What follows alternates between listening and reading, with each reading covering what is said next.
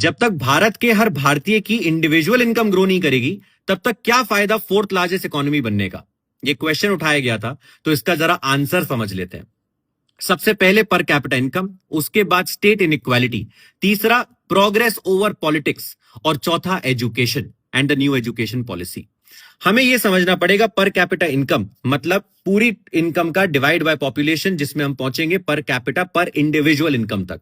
2014 से पहले ये 72,000 पर ईयर थी और आज ये 1.72 लाख पर ईयर है पर इंडिविजुअल। 2.3x का ग्रोथ है। बट यहां पे खत्म नहीं होगी बात, क्योंकि विकसित भारत नीति आयोग का यह मानना है कि 11.5 लाख तक इस नंबर को पहुंचाना है 2047 तक, जब हम अपने 100 साल आजादी के कंप्लीट करेंगे। बट इसके पहुंचाने के लिए अगले 3 चीजें बहुत जरूरी है। सेकेंड आता है स्टेट इनइक्वालिटी। अगर दिल्ली की पर कैपिटा इनकम देखें और किसी और स्टेट की पर कैपिटा इनकम देखें, तो बहुत स्टेट से 5x तक का डिफरेंस है। तो मतलब दिल्ली की 5x ज्यादा है in comparison to many states. सारी स्टेट्स को साथ आना पड़ेगा, पॉलिटिक्स को पीछे रखना पड़ेगा। बट अगर नीति आयोग की लेटेस्ट मीटिंग देखें तो तीसरी चीज पे आ जाते हैं, progress over politics. Mamata Banerjee जी जो वेस्ट बंगाल की सीएम है, वो उस मीटिंग में क्यों नहीं थी?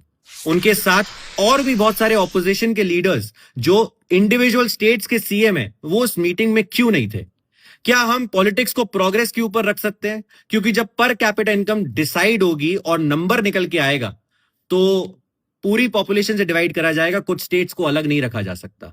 और सबसे खराब बात जो मुझे लगती है वो ये है कि जब क्वेश्चन उठता है इंडिया के ऊपर, तो सबसे पहले यही लोग क्वेश्चन उठाते हैं। और चौथा आ जाते हैं एजुकेशन, क्योंकि एजुकेशन एक ऐसी चीज है जिसमें 1947 से लेके आज तक सही से काम नहीं हुआ। हमने न्यू एजुकेशन पॉलिसी लेकर तो आए 2020 में, बट बहुत सारी स्टेट्स में वो आज तक इंप्लीमेंट नहीं हुई। अगर हमें चाइना से कंपैरिजन करना है, तो चाइना के अंदर स्कूल्स में आर्टिफिशियल इंटेलिजेंस तक सिखाना शुरू कर चुके हैं। और इंडिया में बहुत सारी स्टेट्स में, बहुत सारे स्कूल्स में आज भी कोडिंग बचपन से कंपलसरी नहीं करी गई है, फाइनेंस बचपन से कंपलसरी नहीं किया गया है। तो बात बहुत सिंपल सी है, पर कैपिटा इनकम ग्रो करने के लिए हर इंसान का मानसिक संतुलन, उसका हार्ट, उसका दिल, उसका दिमाग बिल्कुल जबरदस्त होना चाहिए पैसे कमाने के लिए, देश को ग्रो करने के लिए, हर स्टेट को, अपने देश को ग्रो करने के लिए। अगर हम लैंग्वेजेस पर, कास्ट में, रिलीजन में फाइट करते रहेंगे तो ये कभी नहीं हो पाएगा। आई होप आपको समझ में आया पर कैपिटा इनकम और इसके अराउंड पूरा कॉन्सेप्ट। बाकी सबको भी समझा दीजिए। जय हिंद, जय भारत।